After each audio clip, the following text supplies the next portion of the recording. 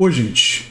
Além de desejar para vocês um feliz 2026, de muita saúde e felicidade, eu quero desejar para vocês um feliz 2026 de luta pela democracia e pela justiça social. E nesse espírito, eu resolvi fazer uma retrospectiva de 2025, não apenas olhando para o passado, mas olhando para o futuro. Porque eu sou historiador e acredito que analisar o passado ilumina um futuro melhor. Então, temos que olhar para coisas que aconteceram em 2025 e identificar as 5 chaves. 5. Então, vocês vão ter que assistir o vídeo até o final, porque as mais importantes estão mais perto do final. As 5 chaves para a vitória em 2026, uma eleição muito importante para presidente no Congresso, em que nós precisamos derrotar a extrema-direita. E precisamos encaminhar uma luta por justiça social. A primeira chave é a chave de opor ao patriotismo fake dos bolsonaros, o patriotismo falso que abraça a camisa da CBF, da seleção brasileira, mas que entrega o Brasil. O Eduardo Bolsonaro disse que o tarifaço, o Brasil, é um sacrifício a ser feito. Ele dizia, nossa liberdade vale mais que a economia, mas ele estava se referindo à liberdade do papai, porque estava disposto a prejudicar empregos no Brasil para salvar o pele do pai que cometeu crimes contra a democracia. Isso mostra que aquele discurso de que o Brasil está acima de todos sempre foi uma fraude dos Bolsonaros. O Brasil não estava nem acima dos interesses pessoais da família Bolsonaro. São Paulo podia perder até 120 mil empregos com tarifaço, afirmou o próprio Tarcísio de Freitas, que inicialmente se colocou favorável ao tarifaço e teve que recuar por causa da pressão do empresariado paulista. Ora, diante disso, Lula venceu. Lula venceu a queda de braço com Trump, disse não apenas o Financial Times, mas disse também o New York Times, e todo mundo reconheceu, porque o governo Lula olhou para o imperialismo dos Estados Unidos, para a tentativa dos Estados Unidos de interferir no BRICS, de interferir nos processos do sistema do STF em relação aos golpistas, na tentativa de interferir na busca do Brasil de enfrentamento das notícias falsas, e disse não, nós não vamos nos abaixar.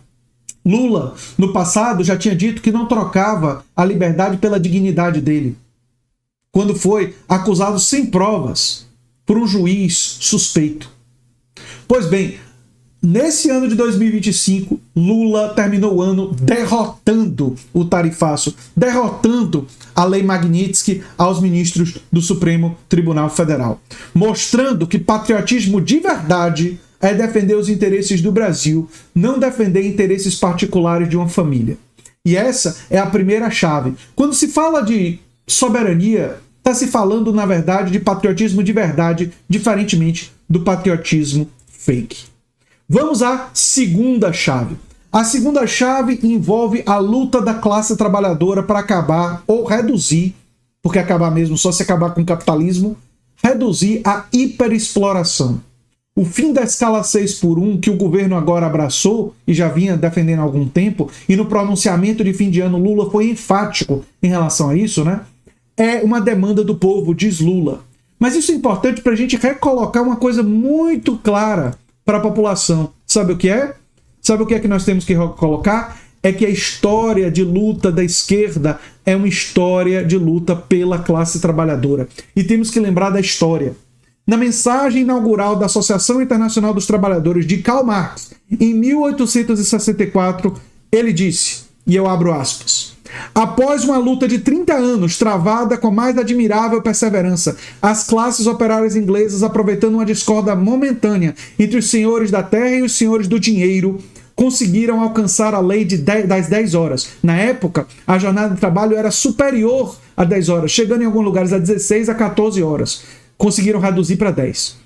Os imensos benefícios físicos, morais, intelectuais, daí resultantes para os operários fabris, semestralmente registrados nos relatórios dos inspetores de fábrica de todos os lados, são agora reconhecidos. A maioria dos governos continentais teve de aceitar a lei fabril inglesa em formas mais ou menos modificadas, e o próprio parlamento inglês foi cada ano compelido a alargar a sua esfera de atuação. Essa lei das 10 horas foi exatamente uma lei resultado da luta da classe operária por uma redução legislativa da jornada de trabalho para 10 horas, foi travada na Inglaterra desde os finais do século XVIII. E a partir dos anos 30 do século XIX ganhou vastas massas do proletariado. A lei sobre a jornada de trabalho de 10 horas, 10-Hour Bill, extensiva apenas a mulheres e adolescentes, foi aprovada no parlamento em 8 de junho de 1847, mas na prática, numerosos industriais não respeitavam essa lei. Ora, a luta pela diminuição da jornada de trabalho é uma luta da classe trabalhadora. Lembrar esse discurso de Karl Marx é lembrar as pessoas que, enquanto a direita e a extrema-direita, quando se discutiu o fim do 6x1 e o Nicolas Ferreira foi a público e foi esculhambado pelos seus próprios apoiadores porque ele tentou justificar uma escala de trabalho de 6x1, é lembrar a classe trabalhadora que a direita e a extrema-direita estão do lado dos patrões, estão do lado da hiperexploração da classe trabalhadora. E nós, da esquerda, do socialismo, do comunismo, da anarquistas de esquerda, nosso movimento, movimentos sindicais, movimento dos trabalhadores, nós estamos do lado da classe trabalhadora. E o fim do 6x1 coloca isso com clareza cristalina. E nós devemos lembrar dessa história, uma história de luta, que, sim, personagens recentes, como o pessoal do Vida Além do Trabalho, congressistas como Erika Hilton, várias pessoas são personagens importantes, eles aparecem nos meus textos sobre isso. Mas nós temos que lembrar também da luta no século XIX, no século XVIII, uma luta da classe trabalhadora do nosso movimento, que foi oposta por quem? Pelos donos do capital. Pois bem, vamos continuar. A outra chave, a terceira chave da vitória, é lembrar a população e deixar claro que o que a extrema-direita fez no Rio de Janeiro não foi um combate ao crime organizado, mas foi um ataque à população. E muitos supostos suspeitos, entre aspas, não eram pessoas que eram envolvidas com crime. E mesmo que fosse, essa não é a forma correta, porque coloca em risco aquela população. Essa não é a forma correta de combater o crime organizado, que substitui os soldados rasos no dia seguinte. Né? Aqui lembra a Mariana Amaral. Mas lembra também que a maior chacina da história do Brasil é a estratégia política para a reeleição de Cláudio Castro. Se trata de uma estratégia da extrema-direita para transformar o espetáculo da violência num suposto combate ao crime. Mas o combate ao crime de verdade são operações como a Operação Carbono Oculto, que apontou 15 alvos do PCC como sócios de 251 postos de combustíveis. Operações que mostraram a conexão de gente da Faria Lima com o crime organizado. Isso é muito importante. E vamos lembrar, sim, que a PEC da blindagem foi derrotada pelo povo, e a PEC da blindagem era uma estratégia de proteger os políticos e, eventualmente, pessoas do crime organizado de operações. E a desidratação do projeto de lei antifacção, feita pelo Guilherme Derrite, essa desidratação, projeto de lei originalmente é do governo, mas essa desidratação foi feita para favorecer o crime organizado e favorecer os corruptos dentro dos estados, porque ele subordinava a Polícia Federal ao governador de estado. E se o governador do estado, como Cláudio Castro ou um outro governador, que tem as suspeitas envolvendo até o Tarcísio agora, tiver algum envolvimento em alguma investigação, bem, ele teria o poder de bloquear as investigações. Temos que lembrar a população que a direita e a extrema-direita deixou evidentes, claros, no ano de 2025, que eles estão do lado da blindagem dos políticos corruptos, do crime organizado, e isso ficou cristalino através da PEC da bandidagem e o projeto de lei da bandidagem do Derrite. Porque o projeto de lei podia ser originalmente do governo, mas ele foi transformado, ele foi corrompido pelo Guilherme Derrite, um indicado, né, alçado a esse espaço pelo Tarcísio de Freitas e pelo Hugo Mota. Esse pessoal que merece a alcunha de inimigos do povo. Mas vamos seguir, porque essa é a terceira chave da vitória. A gente lembrar o povo da importância da segurança pública e que a esquerda está do lado, sim, do combate a toda forma de crime e do crime organizado através de inteligência, de fortalecimento da PEC da segurança pública. A quarta chave da vitória em 2026 passa por uma coisa que o governo já vem fazendo e nós temos que elogiar. nós temos que elogiar. O governo prometeu e cumpriu um pouco de justiça tributária. Isentou o imposto de renda até quem ganha R$5.000, diminuiu o imposto de renda de quem ganha até 7.300, entre 5.000 e 7.300, diminuiu, e vai compensar isso tributando um pouquinho mais, não é muito, um pouquinho mais quem ganha mais de R$50.000 por mês. E quem ganha mais de R$50.000 por mês faz parte dos ricos. É inquestionável isso.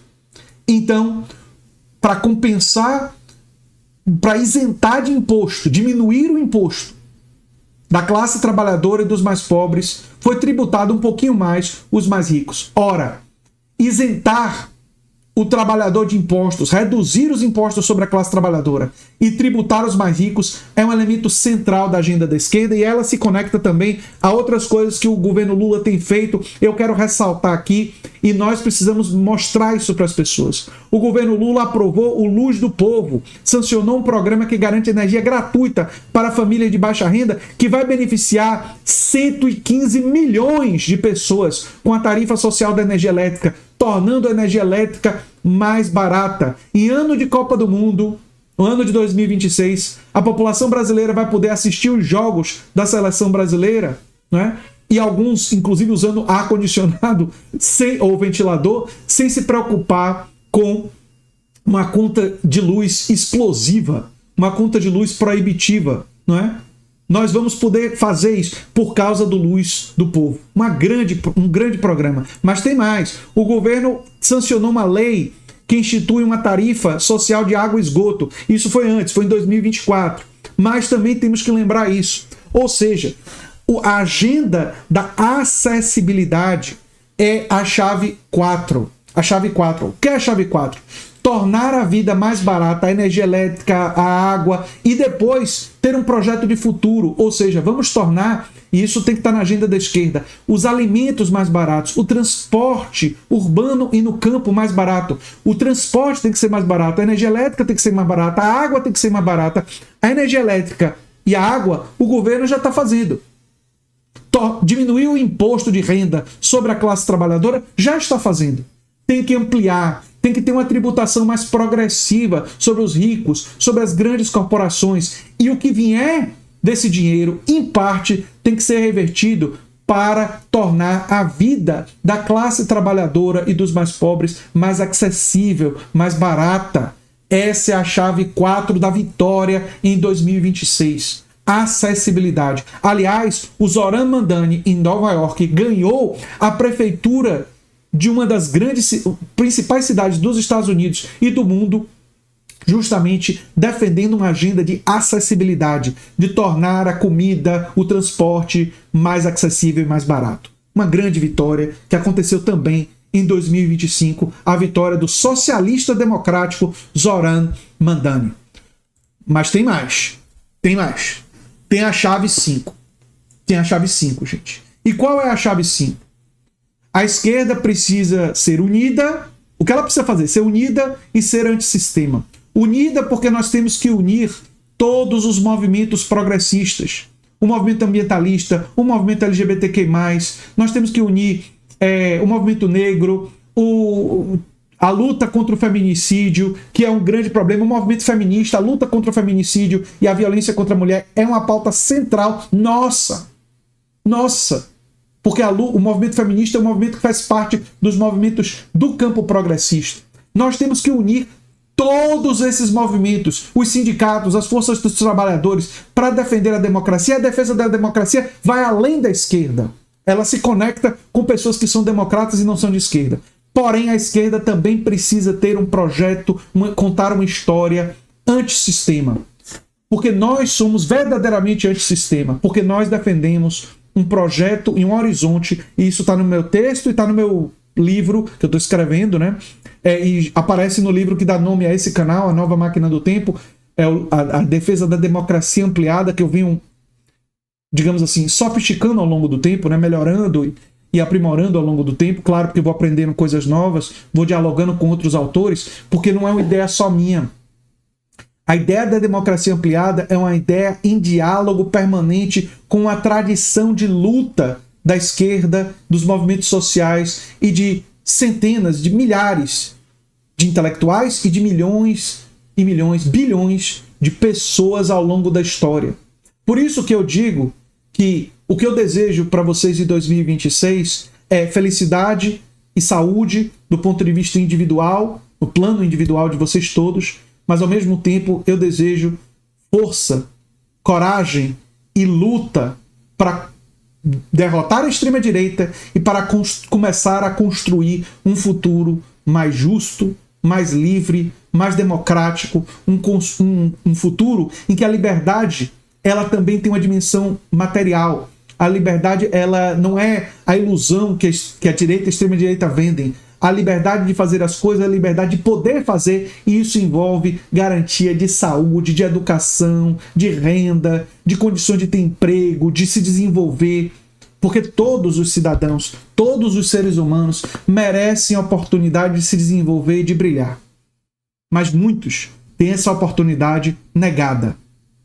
E é papel nosso lutar para que todos tenham todos esses direitos garantidos, essa oportunidade de se desenvolver e possamos, de fato, construir uma civilização, construir um país que corresponde aos nossos melhores valores, aos nossos melhores anseios.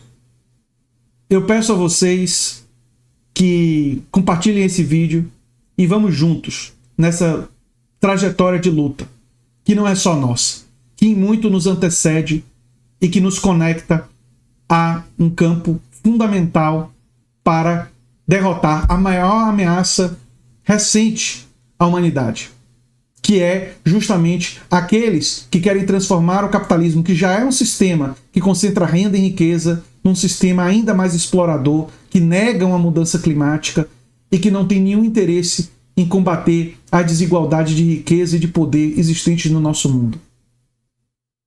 Para derrotá-los, vamos precisar dessas 5 chaves e vamos precisar de mais. Vamos precisar de toda sua criatividade, sua luta, sua reflexão.